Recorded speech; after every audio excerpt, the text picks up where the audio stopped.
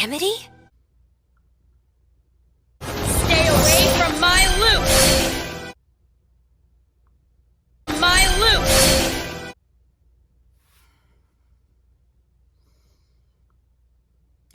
Okay, that could have just been, you know, slip of the tongue, or maybe just another, okay, actually, yeah, we're getting somewhere with this.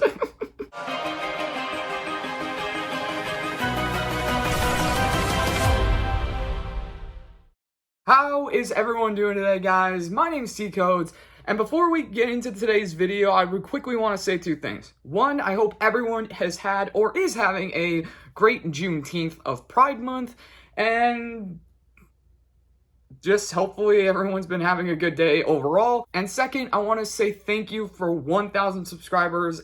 That doesn't sound too big of a or crazy of a deal, but considering how at the beginning of February I only had a meager 35 subscribers when I started these Owl House vlogs, and now we're over 1,000, it's kind of crazy. But I'm really excited to see where we go from here, and I'm really excited to see where the Owl House goes from here, because episode 2 of season 2 got really interesting. Escaping Expulsion, which sounds about exactly what you would expect, because, you know, yeah, you know. So, of course, the main beef of this episode is Luce, Gus, and Willow being expelled from Hexside due to Alador and Odalia Blight, Amity's parents, persuading Principal Bump, or basically saying, you know, we're kicking him out of school, because man, this episode gets really ridiculous with the, well, at least for, I mean, in terms of Odalia Blight is... Good. Now, you'll be taking double the classes to make up for lost time. Actually, I'm appalled that you're not in class right now. What are you thinking? Right, sorry. I'll be honest, going into this episode, when they were talking about the Blights, I kinda expected it to be a little like this. Odalia Blight was mostly what I was expecting Amity's mother to be, you know, very strict, very hostile towards anyone that gets in Amity's way of being successful and all that, so of course she would have a beef with Luce, Willow, and Gus. And I find it rather interesting that she lists off things that, for the most part, didn't really harm Amity. In fact, she didn't even mention the fact that Amity broke her leg in wing it like witches. Like, really? You don't mention that, but you mention Grom, the Abomination incident, and the fact that Gus and Luce destroyed detention. It's like, you didn't mention the fact that, oh yeah, they also caused my daughter to break her leg or something? Okay. But yeah, so they kick them out of school, and of course this forces Luce to make a dangerous deal with Odalia to get them back in, and of course Odalia has plans for Luce to make it so, you know. But yeah, that was basically what I was expecting Odalia. I'll admit, Alador was a little interesting, because he, technically speaking, he went from this... Nonsense. Blights only associate with the strongest of witchlings. You may choose a new friend from one of the suitable companions we invited. To this. Alador!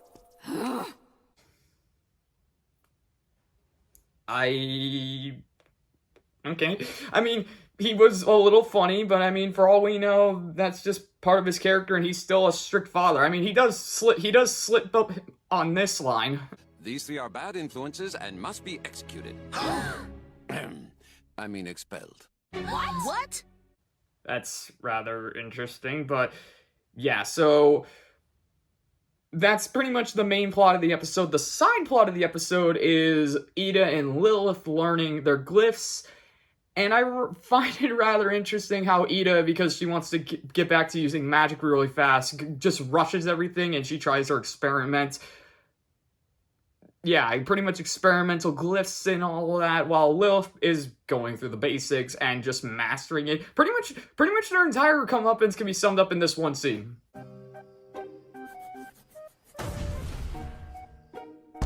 Idolin, are these distress noises or normal noises? Totally normal. Don't come in. I am your mother. You will obey me and die. Ada, help me! Help me, Ida! Ida, help me! Fine. But that's just the mere sum up. Let's just talk about this episode from the start to the end. So, it all starts when Odalia and Alador are hosting a presentation at Blight Industries, so we get to see what exactly they are and what they do. They own this company, Blight Industries, which is mainly an abomination company that sells weapons, abomination-themed weapons. Alador is an abomination, is a part of the abomination coven, while Odalia is a part of the Oracle coven, which I found rather intriguing because we have Edric and Emra who are part of the illusionist track at Hexside. So, you know, I thought at the least Odalia would also be an illusionist. You know, she would try and get her kids to go out for the same track that she was in or something. But I just find that intriguing. But yeah, so Amity is being a test dummy for their latest product, the Abomaton, which yeah, I mean, play on words, so I'm not gonna go too deep into that. But basically, Amity has to do it as Odalia puts it. She's been having a lackluster performance in school lately, so she has to make up for it. And she basically just has to play as the dummy, and she does for the most part, until for some reason this happens. Oh no, it's undefeatable. How will I ever escape? I mean, Amity, you're a cool character, but why would you have the photo of your friends in your sleeve during a presentation where there is an abomination attacking you? Anyway, so Amity not wanting the picture to get destroyed, destroys the Abomaton, and of course that causes everyone to leave because they're like, oh, it's a ripoff, because, you know, she ripped its head off and all that. So, of course, Odalia gets furious with Amity, but once she realizes why Amity did it, she basically goes ahead with their plan to get loose Willow and Gus out of school. And yeah, so speaking of Willow and Gus, Gus had a as they put it, a witch puberty moment in between the season 1 finale and here. So obviously that was more for the voice actor, you know, because he was probably going through puberty during the production, so it would make sense that they would have to acknowledge that fact, and they do. But they also changed up the designs a little bit. Like in the first season, you know, Gus's chin was more rounded. You know, it didn't have that point to it. Like you notice Gus in this season 2 episode, his chin is more of a point rather than in season 1. Nice little detail, and if I remember correctly, Dana had her 2 lies and a truth thing, and one of them was Gus would get a growth spurt, Luce's mother would hit somebody, and what was the third one? What was the third one?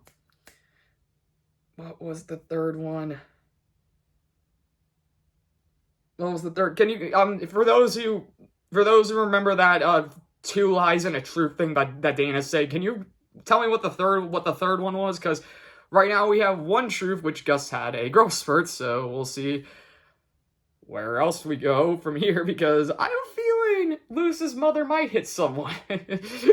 Who knows? We never know. I mean, but okay, so yeah, after Luce reunites with Willow and Gus, she also reunites with Amity, who gives her a fairy pie, which Oh wow, that sounds so good. The ingredients are very fresh. Thank you. yeah, this is a weird episode with Amity. At least in the first half, like, you know, we get this very intriguing thing, and yeah, it was weird. But okay, so obviously this all culminates with Odalia and Alador coming into the school and kicking Willow, Luce, and Gus out.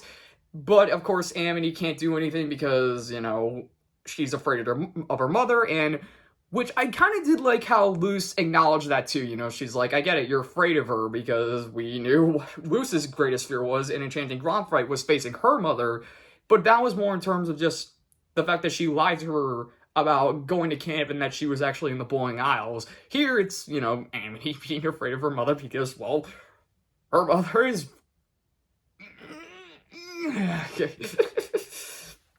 Okay, but, so after that, you know, Luce confronts Odalia, and Odalia wants to make a deal, but Willow and Gus refuse, and they say they'll try and get back into Hexside their own way, and their own way includes trying to convince Bump to get him back in, break back in, and there's even this one funny scene that I couldn't stop laughing at.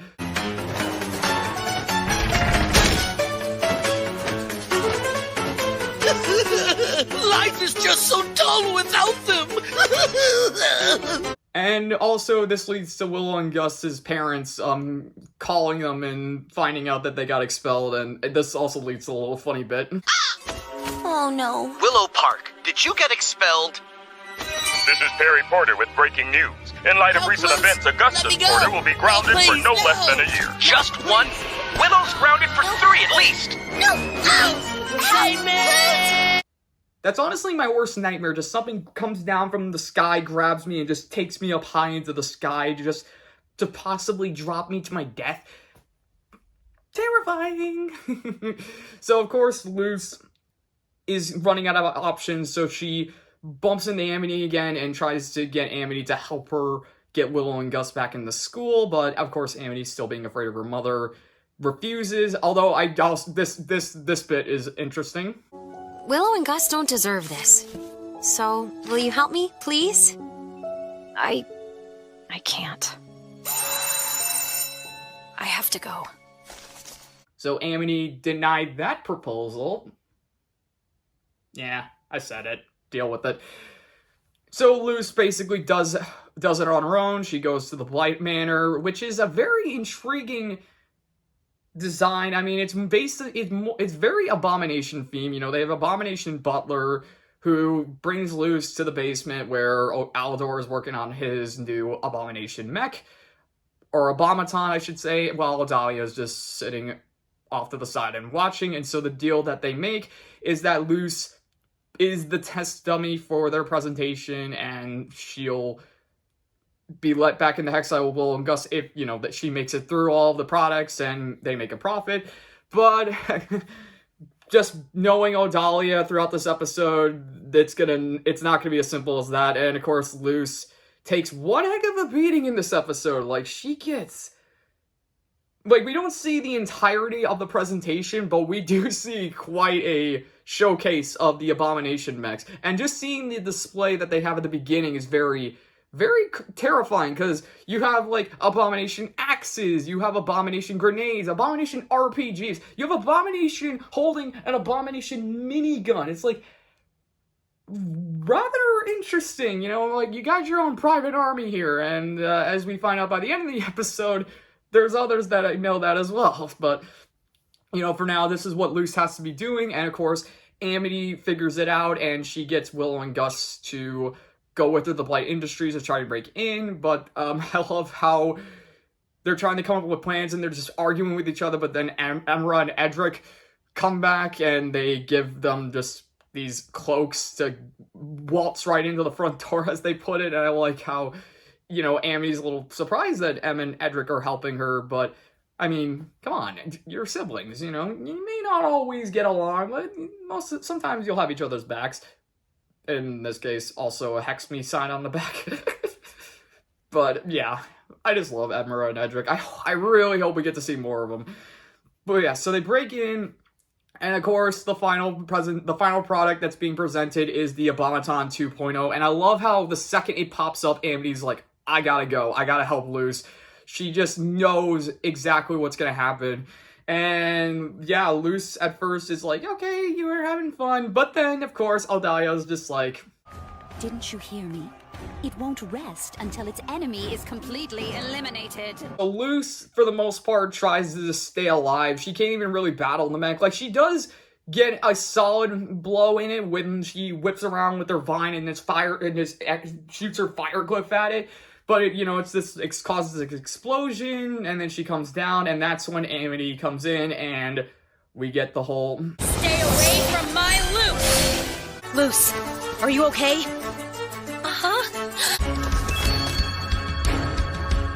If I was about to be killed by some giant thing and I was rescued by someone who obviously cares about me, I would be kind of like blushing too. So, but I like that. I really like how this moment really shows just how far the two have come in terms of their friendship, because Amity is willing to finally stand up to her mother just to save her friends, while Luce was willing to at least risk her life to get Willow and Gus back into school. So just the dynamic between the two here, and even the shot of them going back to back with each other. Like, I get that's more of just like this little moment and just them blushing, but like it's really cool to see them back to back in terms of like a magical combat situation. I really hope we get another moment like that in the series. We probably will, and I hope it's gonna be leading to something epic.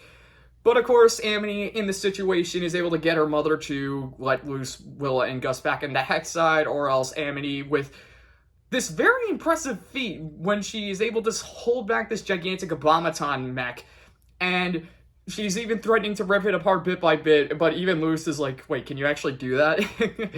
So, Odalia gives in, and then Amity and Luce are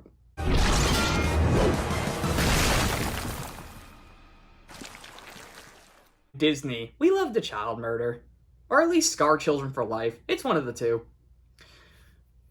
And of course, even Odalia is like, okay, no, you think I was actually being honest with that, but then Alador, like points out, like, you made a deal with your daughter, and a Blight always upholds their end of the deal. And I'm like, okay, so like Alador has his own, like, sense, like, for the most part. I mean, he still designs these things, so maybe it's more of, like, I don't know.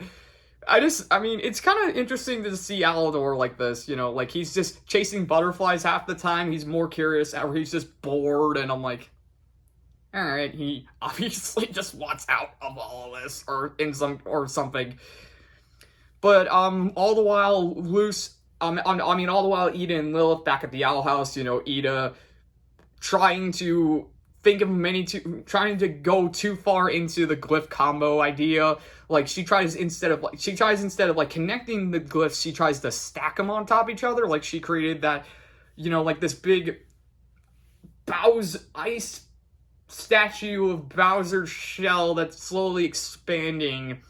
That came from Ida trying to literally create one glyph out of the four. Like, it was this weird combination of each glyph that was just formed into one, and so when she pressed it, that's what happened, and Lilith was able to piece together that you could make a combo by connecting each of the glyphs. So, like, let's say you had all four glyphs on a piece of paper, if you just drew a curved line to each one connecting them, and then you pressed it, you're able to conjure up a spell. Like, as they describe it, it's like words. It's like saying words. So just connecting them is like trying to say, okay, I want this to happen. I want this to happen. So I like that idea, but then it does bring up a point that King makes. It's like, well, maybe the reason why Luce hasn't found any more glyphs is because there aren't any more.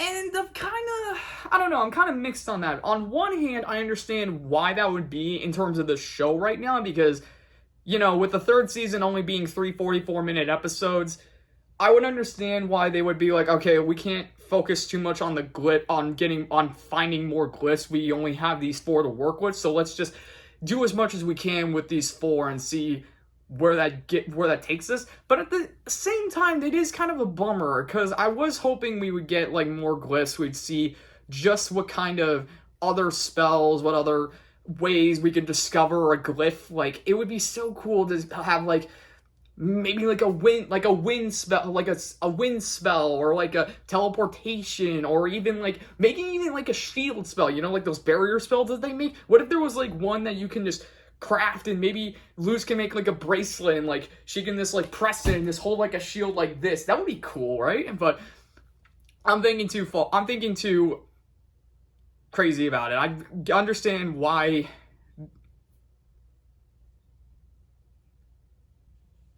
they're sticking with their 4 and all of that, but yeah, so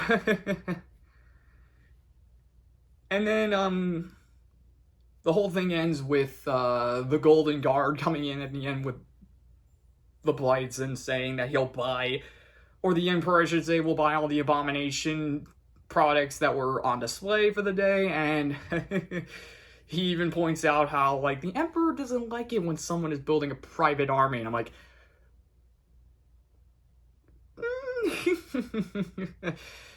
and yeah, that's about it. That's everything I got for this one. So, escaping Expulsion, a lot of cool things that happen in this episode, a lot of interesting moments between characters, and I'm really excited to see where we go from here.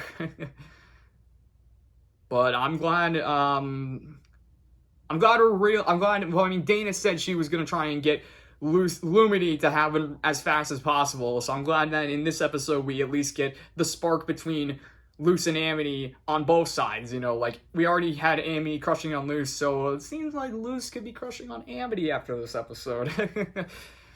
But for now, we just have to see. So hope you guys enjoyed the video. If you liked it, leave a like. If you want to leave a comment, leave a comment. And if you want to subscribe. You don't have to. I'm just saying, once again, hope everyone's having a wonderful Juneteenth, and thank you for 1,000 subscribers. And with all that said, we shall see you in the next video. Peace out, guys.